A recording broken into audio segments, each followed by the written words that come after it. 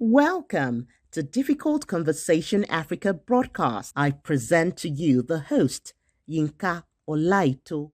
Welcome to Difficult Conversation Africa podcast, a place where we discuss issues many are afraid to discuss. In this episode, we are looking at fundamental of workplace inclusion today. In the recent years, inclusion has become one of the most talked about themes in organization culture. But what does that truly look like beyond Asia policy or diversity slogan? How can we build workplace where everyone, regardless of background, ability, gender, or identity, feel they actually belong to the system? Joining me today is Mr. Michael Alasa, the CEO of Recruiter Consulting, a respected voice in human resources, diversity, equity, inclusion, and workplace diversity and relevance, who has helped organizations reimagine how inclusion can become part of everyday practice. Together today, we will be looking at what inclusion really means, why it means more than ever, and the steps leaders can take to have a lived experience. Welcome to the program, Mr. Michael Alasa. All right, thank you so much for having me on this great platform. And of course, I know it's actually going to be a very interesting moment for us to learn and, of course, to dive deeper into most of the questions that are going to be asked. Thank you very much once again. And welcome, and thank you, and kudos for the work you do in diversity, equity, and inclusion. We appreciate the work you've been doing over the years. And like you have heard, what we're looking at today is essentials or fundamentals of workplace inclusion and what HR and organization need to look at. So my first question to you today is this. Workplace inclusion, what does that mean to you, and how has its meaning evolved in recent years? All right, okay, so thank you for that question. Inclusion today is about equity, is of course equity of voice, opportunity, and belonging. And it's not just the mere words that we use as representation. So for me, inclusion is more of an intentional culture. Yes, it's more of an intentional culture, which means you have to be deliberate about, designing systems, maybe the culture of the settings of the environment of the organization that ensures that every person, regardless of maybe their identity, their background, it's actually going to impact how they are actually being seen, how they are being respected, how they are being empowered, how they are being safe, to contribute. So for me, that's inclusion. And, at times we mix inclusion, we misuse inclusion with diversity. So you could identify different categories of person. But if inclusion is not done, then definitely it's going to impact the purpose of you having diversity in the first place. And inclusion is a continuous action. That's inclusion is a continuous action. For me also, inclusion is more beyond the physical presence. It's not enough, to have diversity in the room. Inclusion ensures that the voice matters. Friends are actually celebrated as strategic assets, not being tolerated as checkbox. So for me also, way back, as an HR expert and what have you, we see inclusion or diversity and inclusion as something more around compliance. So is more of compliance issue. We don't actually understand and embrace it fully. We just see it as, okay, just like the statutory, either you understand it or not, just do it. So, but for now, it's gradually shifting from compliance to consciousness. So now we are gradually, enlightening organizations, recruiters, HR, business managers and what have you, for them to understand beyond just that compliance issue. So before it's just seen as a tick box exercise, but now it's maturing into all business strategy, which drives creativity, which of course empowers resilience and competitive advantage. And also, lastly, I would like to talk about inclusion in terms of psychological safety net, because if you are working in an environment or you're within a setting and you don't feel safe, then definitely the purpose of that gathering is defeated. So inclusion too can be seen as a safety, psychological safety net, which is key and is a major foundation. So an inclusive environment definitely allows employees to speak up. It gives them that room to make mistakes. It gives them that room, to challenge ideas, to contribute, definitely to the table and to be authentic, without fear or retribution. So I would just like to say that inclusion is very important. It has actually, over time evolutionalized. And of course, it is not only about just bringing people to the table, but of course, but who are the set of people that are now at the table. So thank you very much for that question. Thank you very much for that insight. Today, I think you are creating the dichotomy or the differences that is between diversity and inclusion, which many people always mix up. And I'm happy that we have an expert who today can help us differentiate between diversity and inclusion, as many people will, particularly HR people, we always mix them up. So the next question is this: why do you think inclusion has become such a central conversation in organization today? In terms of inclusion, right? Of course. Yes. Okay. So inclusion is not any longer seen as more like an agenda. Even the federal government gradually now, they are beginning to understand and see that it's beyond the mere agenda, and even public sector and private sectors. So it's now, we are now beginning to rewrite the narrative, which is being seen as a business advantage. For example, when I actually wrote an article earlier this year on Guardian newspaper and what have you, I spoke about the revenue we are losing massively by not including people living with disabilities, which is very, very, and it is very, very important for us to put that, into consideration, because it's actually going to contribute to the GDP of the nation. So it is more beyond just a mere agenda. It's a business advantage, and it's even now seen as a performance culture enabler. So for me, one of the reasons why inclusion has been seen as a central conversation in organizations today, because number one, now the workspace now, or the work environment, is now globalized, right? It's localized and globalized. Let me put it that way, in such a way that we have different, different nature of work ethics, say mode of work. We have people that are working remotely. You're working in US and what have you, while some people are actually domaining in Kenya or what have you. So organizations have expanded across borders, across generations, because we now have diverse of generations, diverse of teams, which is not actually an exception. So making inclusion is now a key question, and performance. Also, I would like to talk about the millennials and Gen Z, because these generations, their expectation is intentional and deliberate. They want to be different. They don't want to just follow what the boomers, the past generations have actually done. So inclusion to them is beyond pecs.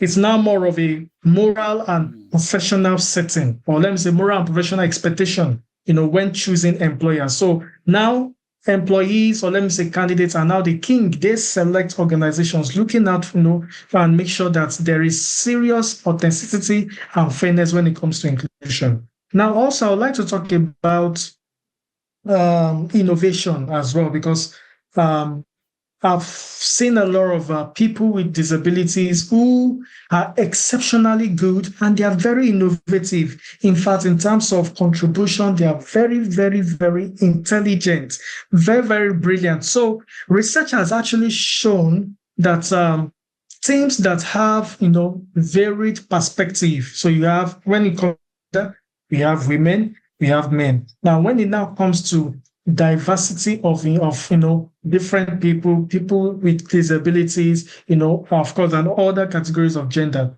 we are actually going to have different perspective.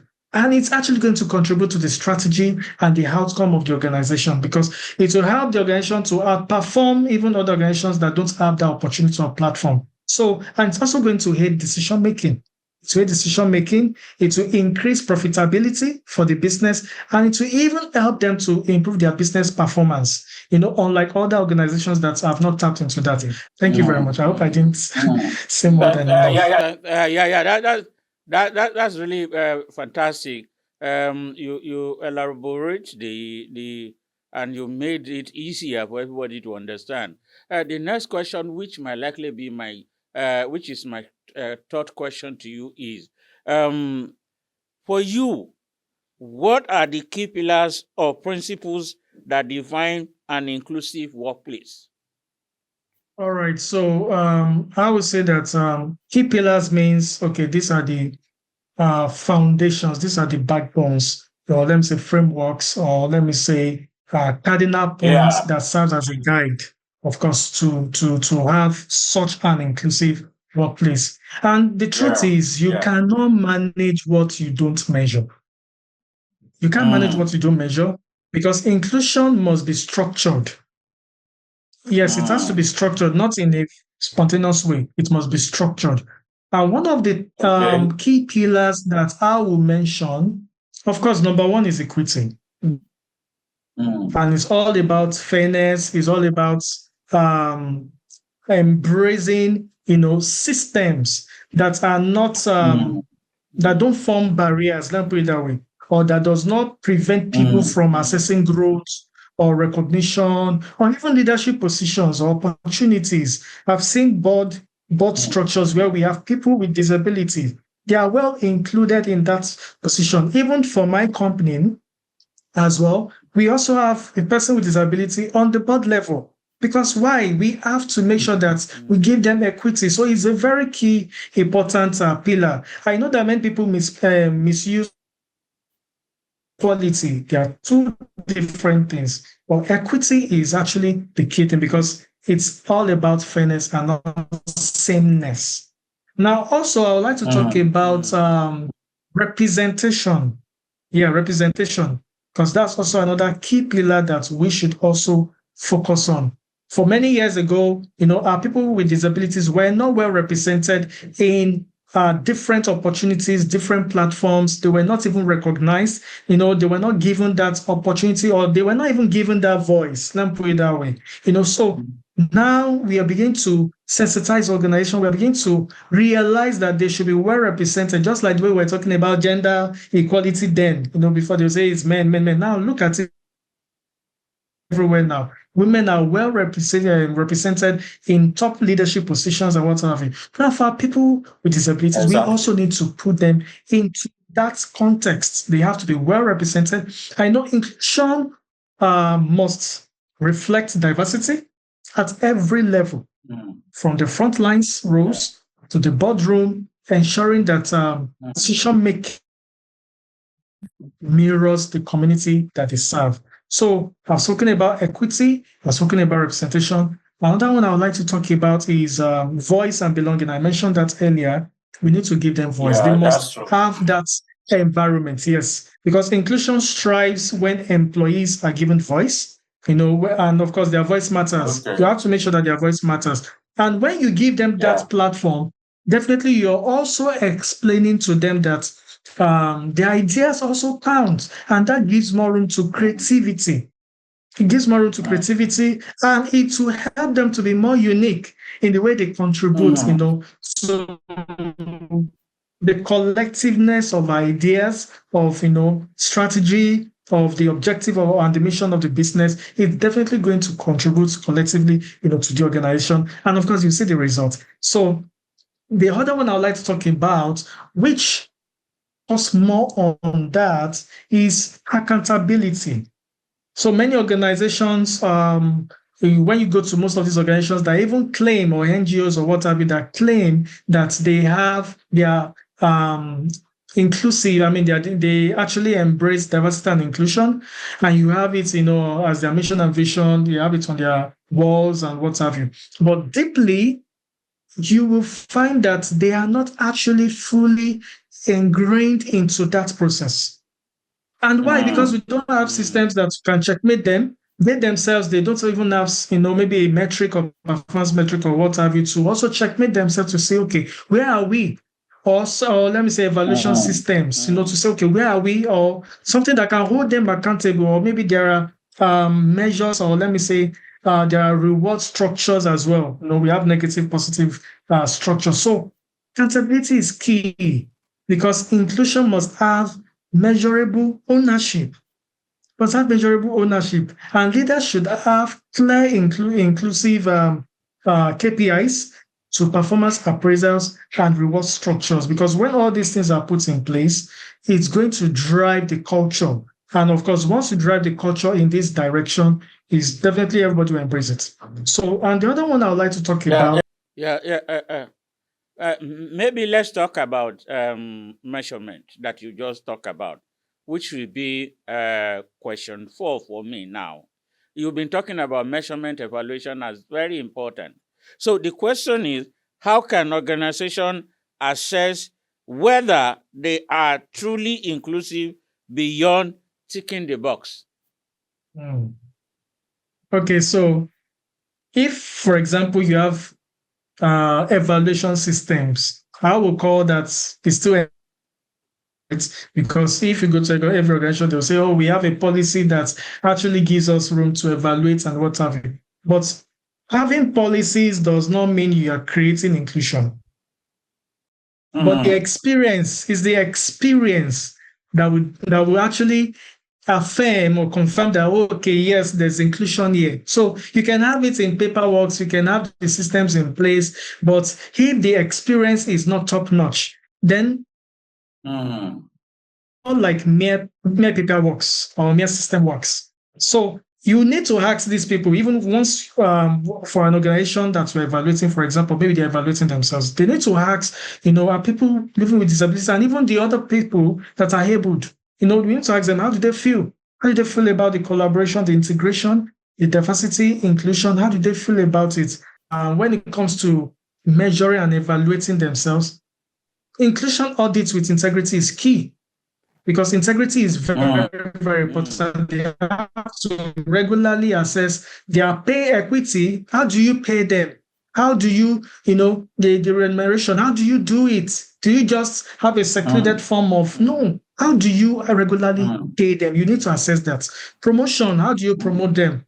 How do you empower them? Even leadership representative, because everything also comes down to leadership. How does the leadership, embrace and empowers them? Because people are watching. Many people are actually looking at, okay, how are they doing that? Because if the leadership is not well represented, in that process, then of course it's going to reveal a lot of systemic gaps. That's okay, this and this and this, and definitely, and when you see when there are systemic gaps, it's actually going to be very loud as well because it's also speaking. It's not something you can hide. When there is a gap, it's something that's, And for me also, another thing that they need to also check out is the employee voice. The employee voice. It's something that should be measurable. You can use surveys, questionnaires, focus groups, one-on-one listening sessions, just to understand and, feel them. Understand, cross check to say, okay, these people, okay, we are getting it right. Oh, you're not doing better in this arena. Oh, okay, this, not just from afar, you're assuming. No, assumption is very deadly. So you must evaluate their employee voice to see if they are well represented. And I mentioned earlier before about psychological safety nets. It is very important. You have to make sure that you feel they feel comfortable. They feel comfortable in sharing ideas, in actually also feeling saying out their mind in a constructive way. Not that they have fear, because if there's fear in that setting, that's the first enemy of inclusion. Okay, let's have data. It's very important. Talk about data. Yeah, data is key because most leaders and of course organizations today, they deal with data, and data helps decision. So they must have quantitative and qualitative insights, like turnover rates, engagement scores, the holistic inclusion picture of what is going on. Data is very important. They must have that in check. So that's what I actually wanted to mention. And it must be well transparent and top notch, not an abridged data information, something that truly expresses what is the reality of the setting. Yep. All right. Thank you for that. Maybe when we have a second part to this, we'll talk more about that data, because that's really, really important. Somebody has said that men and women can lie, but data does not lie. So what are some of the common mistakes, misconceptions leaders make when trying to implement inclusion initiative? Okay. So I would say that 2 years thereabout or 3 years ago, most organizations or most entities or NGOs, they saw inclusion more like a campaign thing. So they saw it as, it's a campaign thing, let's have campaign and what have you. And that was a big mistake. That was a very big mistake, because I could have been a person with disability. How would I feel about it? Not being included in a work setting. Why campaign? Why not make it a cultural setting, a cultural setting? Something that must be intentional. We have to be intentional about it. So they saw inclusion as a side project. They saw it as a campaign. Or let me say, as a project. So, and once they are done with the projects, they are done with the campaign, all the budget, everything, they've spent it, is gone. Also, I'd like to talk about delegating inclusion to HR, for example. So I will always say that inclusion starts from the top. And the top I'm talking about is not only about the CEOs, the executive team. No, the board, from the investors. It starts from that top. So don't let us always say it's the CEO. No, it starts from the board, because the board also have an influence when it comes to the executive team. So, but the mistake is that they always, delegate it to HR, and HR will see it as compliance issues. So leaders don't model it. They just see it as policy that, okay, let us just embrace it as a policy, and it's, they don't even follow through over time. So that's another mistake. Then, of course, we've been trying to, erode off this keyword, which is tokenism. We are trying to, cut that off over time now, because it has been over bastardized, that word, tokenism.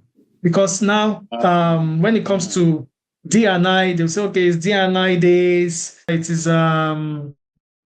diversity and inclusion.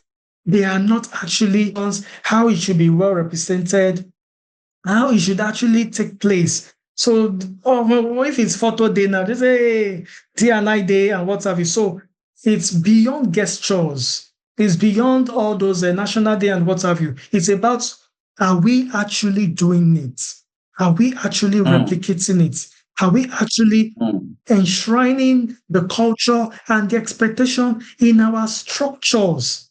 So it's not about performative gesture and what and tokenism. No. Also, I would like to talk about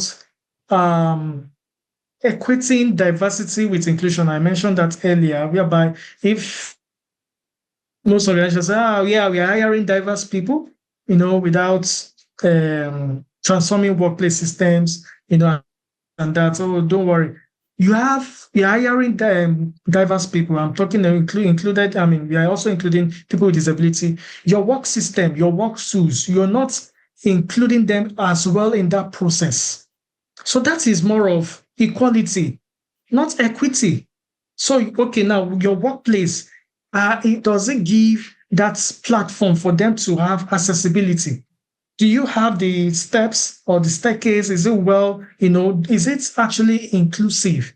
So most organizations, they are, equating diversity with inclusion. And equity is about, okay, we have diverse people now. We need to get them the right work tools. We need to get them a better workplace, that can make them comfortable. All those things, those mistakes in most organizations. And if you should go to most organizations today, they don't have that in place. And I've seen some organizations that they deliberately, in fact, some of them, they had to rework and overhaul their work setting, just to give room for people with disability. Because, for example, those that have wheelchair, you need to have a better setting for them and what have you. So those are the things I feel are the common mistakes, that we should actually take on. And I'll say that leaders must stop outsourcing inclusion to HR. It starts with leadership behavior. It starts with the board behavior, the stakeholders, the investors, and we shouldn't just see it as a policy thing. Thank you. Thank you very much for that comprehensive feedback. Because of our time, I will jump to question 7, which for me is very important. And I'm sure that we're going to have another discussion on this. And for this, the question is, how can managers and team leaders foster inclusion on a day-to-day basis, especially in diverse or remote team? So let me put, for example, remote teams. I've handled a lot of employees remotely. And one of the key things when it comes to handling remote teams is communication. Communication must be consistent, and the way you communicate as well, because you must be able to break it down, to a level that it does not create any confusion. It's something that they can easily embrace. So that medium of from one point to another is very important. And that boils down to having inclusive meetings. Ensure that all their voices are being heard, rotate speaking opportunities, with them. If I make them to be active contributors and not just people that will just be quiet and underrepresented. So we need to also make sure that there's inclusive meetings, there's transparent decision making. And, for example, now, some managers, even if they're asking you a question, is more like a closed-ended question. It's the you ask the question is like, I've made Yes my or no? decision, and your opinion does not matter. So that will not give room for transparency or transparent decision making. So we have to definitely explain. We have to ask questions that will give them room to contribute and not close-ended questions. So that they can actually contribute without having a wrong perception about, oh, okay, I'm being excluded. Oh, those people are being favored. There's favoritism in this setting. No. I also like to talk about empathy in leadership. You need to put yourself in their situation and reason from their perspective. Okay, how are they seeing their world? Okay, what do they actually want to infuse into the decision-making process? And because inclusion grows where managers, they listen to understand and not actually listen to respond. They listen to, embrace their ideas, here, and of course, not all ideas that will be accepted, but not only just listen to embrace the ideas, but also to act it out. So when you give an idea and you say that it is what they are even using at the moment, it will, give more room for them to say, okay, yeah, this is where I belong. So empathy in leadership is also very important, as technology has helped us so far, because we also need to embrace technology, AI tools, and what have you. So we have to also give them, working tools, AI tools that can help them, to perform effectively and even increase their productivity on their job. So and we also need to put into consideration flexibility. Of course, there must be flexible schedules as well. Must be flexible schedules, time, and even well, maybe I'll also talk about hearing aids and all those tools, not just tools that can really help them. Thank you because of your because of our time today. I'm sure we are going to plan a part 2 of this. But lastly, I just want to speak to this question within 1 minute or 2, so we can round this session up and then talk. Which is, for me, that is very key, and I think that will be like the 8th question that I'm asking. How can workplaces ensure that inclusion effort addresses intersectional identity, such as disability, gender, ethnicity, socio-economic background. I know you've touched around it, but let's now look at it holistically, beyond disability, ethnicity, and all of that. How can inclusion, workplace inclusion, address all these, the intersectionalities?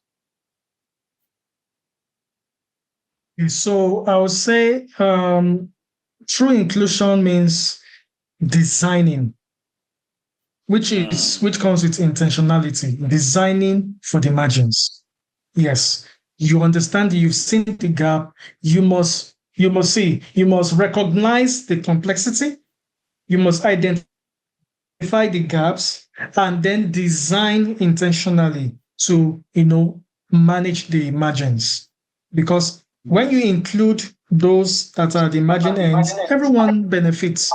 So for me, I would say you have to recognize the complexity. People carry multiple identities, and that must be put into consideration. For example, like a woman who may be disabled and from a low income maybe background, your setting, the design system must embrace it, must address the overlapping realities and not just isolated, identities. Then also, I'll talk about data. I mentioned data before. Data must be taken serious for insights, and we shouldn't just have it, stored and archived somewhere. No, so that we can use it, to disaggregate data to uncover hidden exclusion patterns. Who is being left out? Why is this person being left out? Okay, what should we do?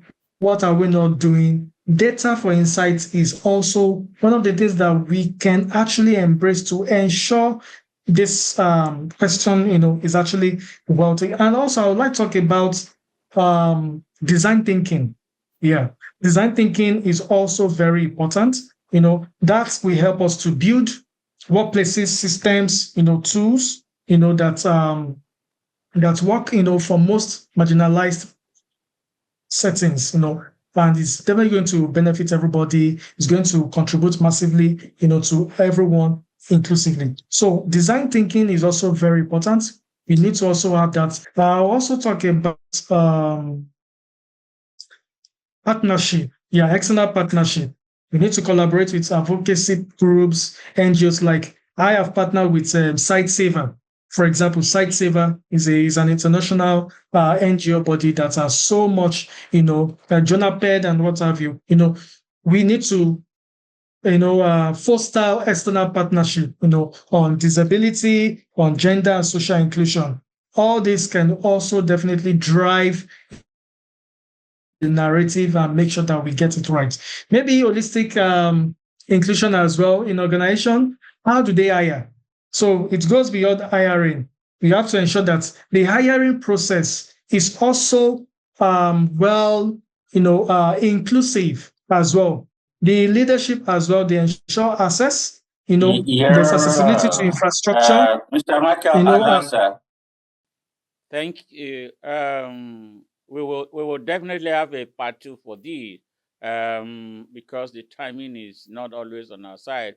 I want to appreciate your insight and quite a lot of things you have said, and I believe that our viewers will be able to learn, especially from the board level to the lowest level within the organization. What you have shared today is very, very critical to some of the issues many have a lot of concerns with. On that note, we want to say thank you to our viewers. My name is Yinka Olaito. I've been having conversation with Mr. Michael Alasa. Mr. Michael Alasa is the CEO of Recruitant Consulting, is a thought leader, an HR leader, a thinker, and a design thinking person with a lot of experience in workplace inclusion and many more. We want to say thank you for being here. To our listener, we encourage you, please subscribe to our YouTube channel and then to our podcast website, www.difficultconversationafrica.org. See you in the next edition.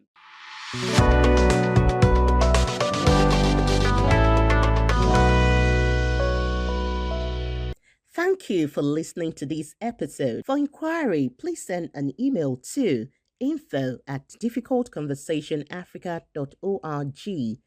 Telephone 0809 3160591. Please follow us on YouTube, Facebook, Instagram, and Twitter at Difficult Conversation Africa. See you soon.